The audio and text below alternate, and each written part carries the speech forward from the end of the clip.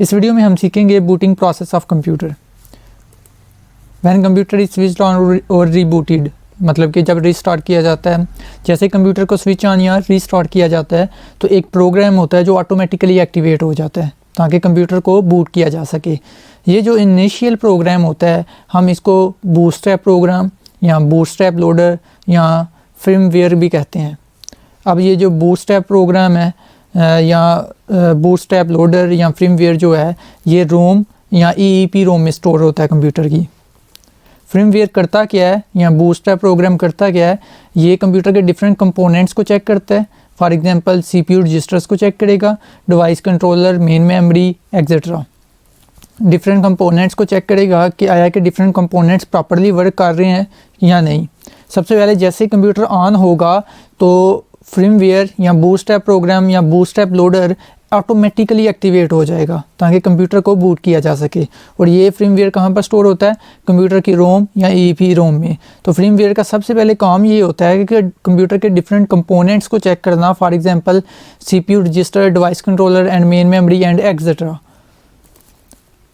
After checking the system components this program checks the boot device bootable disc.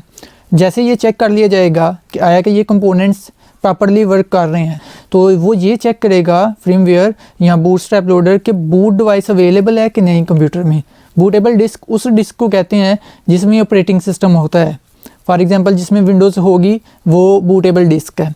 तो bootable disc जो है वो hard disk भी हो सकती है, CD भी हो सकती है, फ्लॉपी डिस्क, USB और SSD भी हो सकती है। अगर बूटेबल डिस्क अवेलेबल है तो फिर जो बूटेबल डिस्क है उसका फर्स्ट सेक्टर को पड़ेगा।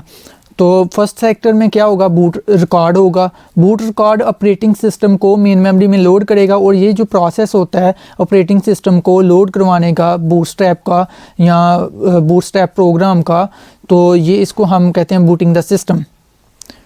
अब यहाँ पर नोट को हम देख लेते हैं कि फर्स्ट जो सेक्टर होता है जितनी भी डिस्क होती हैं वो उनके लिए बूट प्रोग्राम के लिए वो रिज़र्व होता है वो फर्स्ट सेक्टर।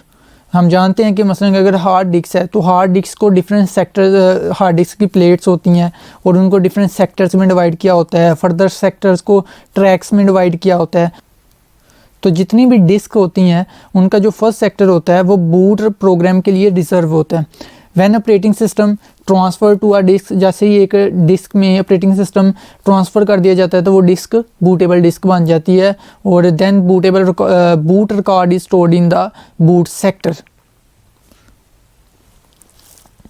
इन शॉर्ट आपको बता देता हूँ कि कंप्यूटर जैसे स्टार्ट होता है तो एक प्रोग्राम ऑटोमेटिकली एक्टिवेट हो जाता है जिसे हम जो इनिशियल प्रोग्राम होता है, इब्तदाई प्रोग्राम जो ऑटोमेटिकली एक्टिवेट हो जाता है उसे हम फर्मवेयर या बूटस्ट्रैप लोडर या बूटस्ट्रैप प्रोग्राम कहते हैं। और फर्मवेयर जो होता है ये रोम या EEPROM में स्टोर होता है। फर्मवेयर सबसे पहले चेक करता है कि कंप्यूटर के डिफरेंट कंपोनेंट्स को, जैसे चेक हो जाएंगे वो कंपोनेंट्स तो फर्मवेयर चेक करेगा बूटेबल डिवाइस को, मतलब कि बूटेबल डिस्क को। जैसे बूटेबल डिस्क मिल जाएगी तो फर्मवेयर बूटेबल डिस्क की फर्स्ट सेक्टर को बढ़ेगा और बूट सेक्टर जो फर्स्ट सेक्टर है बूट सेक्टर उसमें बूट रिकॉर्ड पड़ा होगा और बूट रिकॉर्ड आगे से क्या करेगा? ऑपरेटिंग सिस्टम को मेन मेमोरी में लोड करवाएगा और ये जो कंप्लीट प्रोसेस होता है इसको हम बूटिंग द सिस्टम कहते हैं। I hope it is clear. अगर कोई क्वेश्चन है तो आप कमेंट बॉक्स के जरिए पूछ सकते हैं। Thank you so much. अल्लाह हाफिज़।